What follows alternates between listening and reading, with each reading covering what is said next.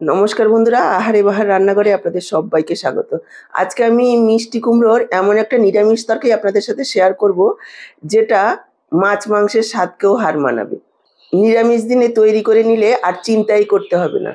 কুমড়োকে কুমড়ো বলে যারা হেলাফেলা করে বা নাক সিটকয়, তারাও যদি একবার খায়, একবার খেলে বারবার খেতে চাইবে, এতটাই টেস্টি হয়। বানানো একেবারে সহজ, আর ঘরে থাকা মাত্র কয়েকটা উপকরণ দিয়ে তৈরি হয়ে যাবে। তো চলুন দেরি না করে রেসিপিটা দেখে নেওয়া যাক। দেখুন, আমি এখানে নিয়েছি এক টুকরো মিষ্টি কুমড়ো, ওয়েট হচ্ছে 600 গ্রাম। তবে আমি এতটা কুমড়ো নেব না, 3 ভাগের 2 ভাগ নেব আর 1 ভাগ রেখে দেবো। কুমড়োটাকে কেটে নিয়ে নিয়েছি, তারপর দেখুন আমি খোসাটা ছাড়িয়ে নিচ্ছি। এটা খুব বেশি পাকা কুমড়ো নয়, একটু কাঁচাই রয়েছে। এইরকম কুমড়োর খোসা ফেলার দরকার নেই, তবে আজকের রেসিপিটার জন্য খোসাটা একটু ছাড়িয়েই নিতে হবে। দেখুন আমি খোসাটা ছাড়িয়ে নিয়েছি, নিয়ে ভালোভাবে ধুয়ে নিয়ে চলে আসলাম। আর এদিকে নিয়েছি একটা গ্রেটারের মোটা দিকটা দিয়ে আমি কুমড়োটাকে গ্রেট করে নিচ্ছি। আপনাদের কাছে যদি এইরকম মোটা গ্রেটার না থাকে, খুব বেশি সরু গ্রেটার হয়, তাহলে কি করবেন, সেদ্ধ করে একটু চটকে নেবেন। সেদ্ধটা এমন করে করতে হবে যাতে জল দিলে জলে ভাবটা না থাকে, একেবারে শুকিয়ে যায়। সেইভাবে সেদ্ধ করে নিয়ে তারপর একটু চটকে নেবেন, তাহলে ওই হবে। দর্শক বন্ধুরা, এখানে একটা কথা মনে করিয়ে দিচ্ছি, আমার আজকের পুরো রান্নাটা দেখে কেমন লাগলো কমেন্ট বক্সে জানাতে ভুলবেন না। ভালো লাগলে অবশ্যই একটা লাইক করে শেয়ার করে দেবেন। আর আমার থেকে এরকমই নতুন নতুন রেসিপির আপডেট পাওয়ার জন্য চ্যানেলটাকে সাবস্ক্রাইব করে সাথেই থাকবেন। বেল বাটনটা অল করে দিলে আমার দেওয়া যে কোনো রেসিপির আপডেট সবার আগে আপনাদের কাছে পৌঁছে যাবে। ফেসবুক থেকে ভিডিওটা দেখে থাকলে আহারে বাহার রান্নাঘর পেজটাকে ফলো করার অনুরোধ রইল। দেখুন আমি পুরো কুমড়োটাকেই গ্রেট করে নিয়েছি, আর এদিকে নিয়েছি হাফ কাপ টক দই। দইটাকে একটু ফেটিয়ে নিয়েছি। এবার এর মধ্যে একটা মশলা তৈরি করে রাখবো। দেখুন, দিয়ে দিচ্ছি হাফ চা চামচ ধনের গুঁড়ো, হাফ চা চামচ দিয়ে দিলাম জিরের গুঁড়ো, হাফ চা চামচ হলুদ গুঁড়ো, আর হাফ চা চামচ লাল লঙ্কার গুঁড়ো। ঝালটা আপনারা নিজেদের পরিমাণ বুঝে দেবেন। দই যখন ব্যবহার করবেন অবশ্যই চেষ্টা করবেন ফ্রেশ দই দেওয়ার, যাতে খুব বেশি একটা টক না হয়। খুব বেশি টক দই হলে কিন্তু স্বাদ নষ্ট হয়ে যাবে। দিয়ে দিচ্ছি 1 চা চামচ কাশ্মীরি লাল লঙ্কার গুঁড়ো। এতে ঝাল হবে না, কালারটা সুন্দর হবে। এটা চাইলে আপনারা নাও দিতে পারেন।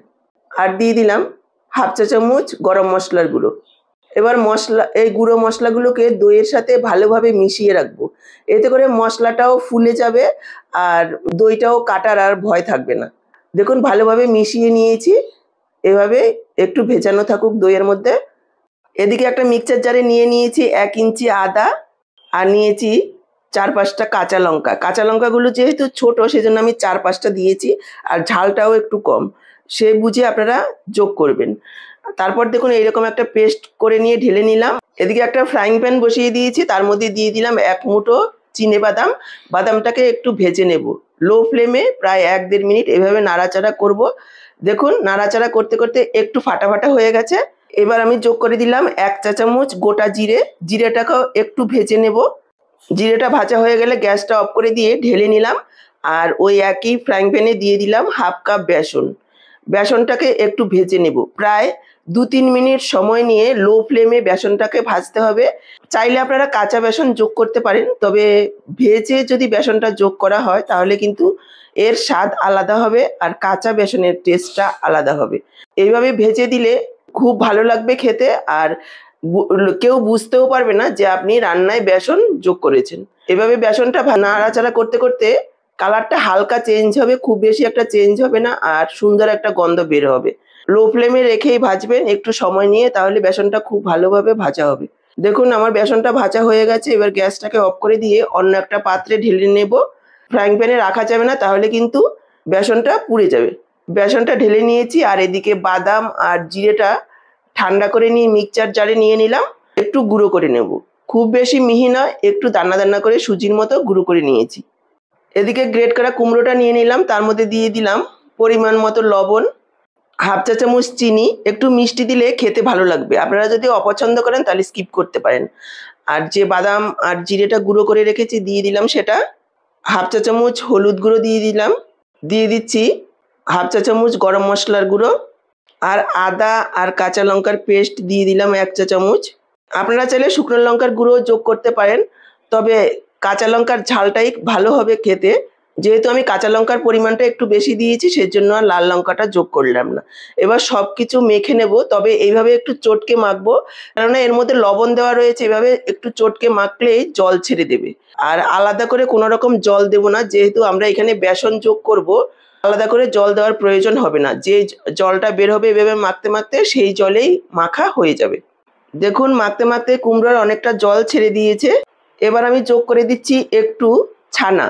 এখানে 50 গ্রাম পরিমাণ ছানা আমি যোগ করে দিয়েছি স্বাদটা একটু বাড়িয়ে নেওয়ার জন্য। এটা ছাড়াও আপনারা করতে পারবেন, তবে দিলে খেতে ভালো লাগবে। ছানাটাকেও মেখে নিলাম। এবার আমি যোগ করে দিচ্ছি বেসন, তবে একবারে পুরো বেসনটা দেব না, অল্প অল্প করে দেব। খুব বেশি বেসন যোগ করলে বেসনের টেস্টটাই পাওয়া যাবে, আর কুমড়োর টেস্ট পাওয়া যাবে না। আর খুব বেশি বেসন দিলে কিন্তু শক্তও হয়ে যাবে, যখন আমরা ঝোলে দেব রসটা টানবে না, আর খাওয়ার সময় শক্ত লাগবে, খেতেও ভালো লাগবে না। সেজন্য অল্প অল্প করে বেসনটা যোগ করতে হবে আর মেখে নিতে হবে। বেসনের পরিমাণটা পুরোপুরি নির্ভর করবে কুমড়োর মধ্যে কতটা রস রয়েছে তার উপর, সেই বুঝে যোগ করতে হবে। দেখেই বুঝতে পারছেন একটু নরম নরম ভাব রয়েছে। এইভাবে যদি মাখা হয় তাহলে একেবারে বড়াগুলো খুব সুন্দর নরম তুলতুলে হবে। ভালোভাবে মেখে নেওয়া হয়েছে, আমি পুরোটা বেসনই দিয়ে দিয়েছি। আর এদিকে গ্যাস অন করে কড়াই বসিয়ে দিয়েছি। দিয়ে দিচ্ছি সাদা তেল। আমি সাদা তেলে রান্না করছি, আপনারা চাইলে আপনাদের পছন্দ অনুযায়ী যে কোনো রান্নার তেল দিয়েই করতে পারেন। এবার একে একে বড়াগুলো দিয়ে দেব মিডিয়াম সাইজের করে। আপনারা চাইলে আরেকটু বড় বা ছোটও করতে পারেন, তবে এইভাবে একটু চ্যাপ্টা করে দিলে ভেতর পর্যন্ত ভালোভাবে ভাজা হবে। আমি এইভাবে শ্যালো ফ্রাই করছি, আপনারা চাইলে ডিপ ফ্রাইও করতে পারেন আরও বেশি তেলে। একটু ফাঁকা ফাঁকা করে দেবেন যাতে একটার সঙ্গে একটা লেগে না যায়, তাহলে বড়াগুলো খুব সুন্দর হবে। একবারে ততটাই দেব যতটা কড়াতে ধরবে। দেওয়ার পর 1-1.5 মিনিট একটু অপেক্ষা করব যাতে এক পিঠ লালচে হয়ে ভাজা হয়ে যায়, তারপর উল্টে দেব। উল্টে দেওয়ার পর আরও 1-1.5 মিনিট অপেক্ষা করব, তারপর এভাবে উল্টে পাল্টে একেবারে মুচমুচে করে ভেজে নেব। দেখুন তেলও খুব একটা বেশি টানবে না। লাউ, কুমড়ো এইসব সবজি খুব বেশি একটা তেল টানে না, অল্প তেলেই রান্না হয়ে যায়। প্রথম ব্যাচেরটা ভেজে তুলে নিয়ে দ্বিতীয় ব্যাচেরটা দিয়ে দিচ্ছি। এই বড়াগুলো খেতে ভীষণ ভালো হয়, শুধু শুধু খাওয়া যাবে, চাইলে গরম ভাতের সাথে প্রথম পাতেও খেতে পারেন। যদি ঝোল না করেন বড়া খেতেও ভালো লাগবে, ডালের সাথে সাইড ডিশ হিসাবেও খাওয়া যেতে পারে, খেতে ভীষণই ভালো হয়। দেখুন দ্বিতীয় ব্যাচেরগুলো লালচে করে উল্টে পাল্টে ভেজে নিয়েছি, এবার তুলে নেব। বড়াগুলো তুলে নিয়ে বাকি যে তেলটা রয়েছে তার মধ্যে দিয়ে দিলাম আলু। আমি এখানে একটা বড় সাইজের আলু এভাবে ডুমু ডুমু করে কেটে দিয়েছি। আলুর পরিমাণ আপনারা কম বেশি করে নিতে পারেন, চাইলে আলু দিতেও পারেন নাও দিতে পারেন, আলু ছাড়াও রান্না করা যাবে। দিয়ে দিলাম পরিমাণ মতো লবণ আর সামান্য একটু হলুদ গুঁড়ো। লবণ আর হলুদ দিয়ে আলুগুলোকে একেবারে লালচে করে ভেজে নেব। একটু লাল করে ভেজে নিলে আলুগুলো খেতে ভালো লাগবে। দেখুন আলুগুলো ভাজা হয়ে গেছে, এবার তুলে নিচ্ছি। আলুগুলো তুলে নিয়ে ফোড়নে দিয়ে দিলাম গোটা গরম মশলা। এর মধ্যে রয়েছে 2-3 টুকরো ছোট দারচিনি, 3-4টে লং, 2টো এলাচ। কয়েক সেকেন্ডের জন্য ভেজে নিয়েছি, তারপর যোগ করে দিলাম আদা আর কাঁচা লঙ্কার পেস্ট। আদা কাঁচা লঙ্কার পেস্টটাকেও কাঁচা গন্ধ যাওয়া পর্যন্ত ভেজে নিয়েছি। এবার আমি যোগ করে দিলাম দই মেশানো মশলাটা। মশলার বাটিটা ধুয়ে অল্প পরিমাণে একটু জল দিয়ে দিলাম। এবার পুরো মশলাটাকে প্রায় 4-5 মিনিট সময় নিয়ে কষিয়ে নেব, যাতে করে মশলার তেল ছেড়ে আসে। নাড়াচাড়া করে নিয়ে ঢাকা দিয়ে দেব। ঢাকা দিয়ে মশলাটাকে কষালে খুব ভালোভাবে কষানো হবে। দিয়ে দিলাম পরিমাণ মতো লবণ, 1/2 চা চামচ চিনি। যেহেতু সম্পূর্ণ নিরামিষ একটু মিষ্টি দিলে খেতে ভালো লাগবে। আপনারা যারা রান্নায় চিনি পছন্দ করেন দেবেন, আর যারা অপছন্দ করেন তারা স্কিপ করবেন। যেহেতু টক দই দেওয়া হয়েছে একটু মিষ্টি দিলে খেতে ভালো লাগবে। নাড়াচাড়া করে মিশিয়ে নিয়ে আলুগুলো যোগ করে দিলাম। এই সময় আলুগুলো যোগ করে দিলে মশলাটাও কষানো হবে, আর আলুগুলো মশলার সাথে কষানোও হবে, আর সেদ্ধও হয়ে যাবে খুব তাড়াতাড়ি। রান্না করতে আমাদের সময়টা কম লাগবে। দেখুন ঢাকা দিয়ে প্রায় 4-5 মিনিট মশলাটাকে কষিয়ে নিয়েছি। দেখেই বুঝতে পারছেন মশলা একেবারে জলটা শুকিয়ে গেছে আর মশলা দানা দানা হয়ে গেছে। খুব সুন্দরভাবে মশলাটা কষানো হয়ে গেছে আর তেলও ছেড়ে দিয়েছে। এই সময় আমি যোগ করে দেব জল। জলের পরিমাণটা এখানে একটু বেশি দিতে হবে, যেহেতু বেসন দিয়ে বড়াগুলো ভাজা হয়েছে, একটু ঝোল টেনে নেবে। আর এটা কিন্তু খুব বেশি একটা পাতলা ঝোল ভালো লাগবে না, একটু ঘন গ্রেভি টাইপের হলেই ভালো লাগবে। এখানে আমি 1.5 কাপ পরিমাণ জল যোগ করে দিয়েছি। মিশিয়ে নিয়ে ঢাকা দিয়ে দেব।